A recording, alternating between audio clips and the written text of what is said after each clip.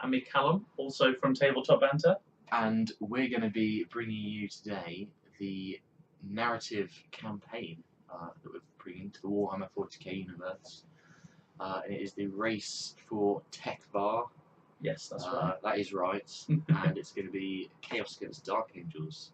Most certainly. You can run us through exactly what sort of games we're going to be playing? Yeah, okay, so there are going to be 4 games. That's 8, sorry, 4 games. And they're each going to grow in size of armies as we progress through the storyline, which is based upon a sort of Horus Heresy relic that was used by a member of the Fallen, has been made aware to the Dark Angels on a planet. A big hammer.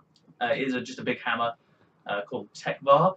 And in order to keep the Fallen a secret from the rest of the Space Marine community, the Dark Angels have enforced a small task force to go down to the planet's surface and pick up this hammer.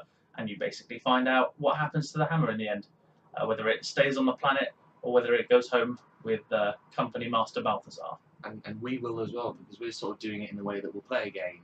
And then, depending on who wins, if Chaos wins this one or Dark Angel wins this one, we then sort of have 2 ways through the campaign. Yeah, sort of a storyline development as we're playing. There's a few interesting things we're doing. A lot of named characters. I want to put a bit more sort of fluff and a bit more excitement into this. Mainly because I don't have all that many points of chaos.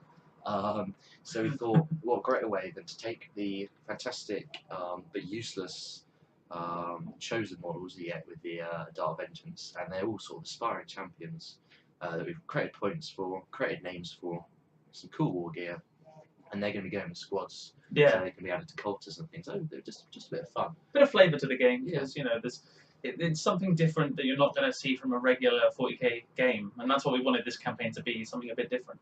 Yeah, so we'll quickly run through the characters. Yeah, if you want to do armies. yours Yeah, first. I'll go first. So the big guy, the big leader, is Kaloth, the Lord of Despair. He's the, as you can see, just the Dark Vengeance model. Lord, as most of these guys are. No! And he's a level 3 sorcerer. I know it says Lord of Despair, but he's going to be a level 3 sorcerer.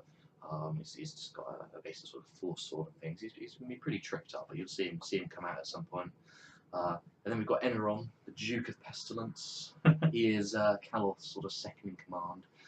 This guy's going to be sort of playing as a Dark Apostle. I know he's not got the whole black armour, as you can see, but yeah, just a basic sort of Dark Apostle. And then we've got the sort of 3 champions.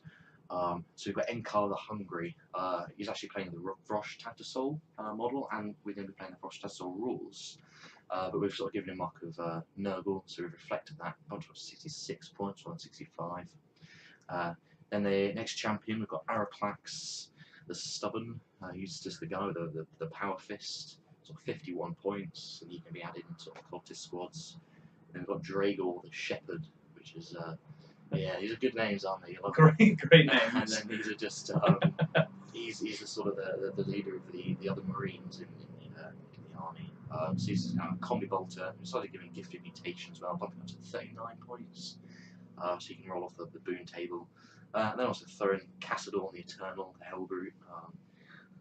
So yeah, that's some fun names and a bit of fun we should have. Yeah. I mean, I'll just quickly take you through my characters. Nothing incredibly special coming from these guys. The main reason being they are given names in the Dark Vengeance set, and I kind of built my army around that.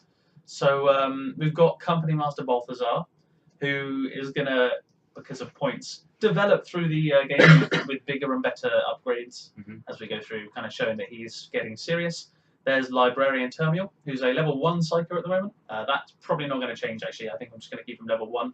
And the one thing I will mention at this point, actually, kind of seems fitting, the items that they get from the types of psychic powers and boons of mutation, they're going to carry through the entire campaign.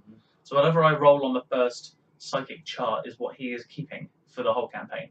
And same for any mutations you get. So if one of your cultists becomes an absolute beast, he is an absolute beast for the rest of the campaign. This should sort of bring up the chaos a little bit as we progress through the campaign. The chaos should slowly get an advantage because they'll be racking up a few boons. Pretty much, yeah. So I'll need to bring some cheese. Start bringing some cheese. Yeah. Everyone knows that Space Marines charm Chaos Space Marines, but hopefully, as it goes on, we will find out. we I can have a bit. But suppose. the boon table's never actually done anything useful. as No, everyone no, knows. you could end up with a spawn. I don't own a spawn, so I can't do that. Ah, I'll have to make you one. Yeah, go on, blue tack. Yeah. But yeah, so then we've got other key sergeants. My Dark Angels Tactical Sergeant Primus. We have Ravenwing Sergeant Nikolai, and we also have the Deathwing Sergeant Asius. Those are my three there, who will be sort of the stonewall people on the battlefield, outside of my leaders. So yeah, we're basically just going to take you through a 4-game campaign. Yeah. Hopefully have a good time and roll some dice, and hopefully you guys can really now like invest in a bit of fluff, because I know that to me that adds so much more to a game. Yeah. Having a story behind it. I know the sort of the thing that we started before was a little bit sort of a haphazard, let's play narrative campaign, but this hopefully should be a bit more thought in this one. A few more characters, and we should actually finish it. Yeah. As opposed to get halfway through and then be like, we should probably restart that. We've got weeks to do it. We can do it. We can play the full game. This is people might not actually see this. No, we're going to do it. We're going to finish it. Yes, we are going to finish it. Yeah. No. I promise that to you now, and then that way I can say that, because if it doesn't go up, no one knows I've broken the promise. Exactly. But if it does go up, I haven't broken it. So there we go. I agree completely. Yes. Cool. Well, thank you ever so much for watching. Yeah, we're going to be going on to the first game, so look out for that. Yeah, well, this is sort of an announcement video. We'll come out with a first game. The first game will include a little bit of story time in it, the game, and then a little bit of conclusion time. And they'll probably be coming out. Conclusion time. Conclusion time. Yeah, conclusion time. Really exciting. They'll probably be coming out every, I don't know, maybe 4 days or so.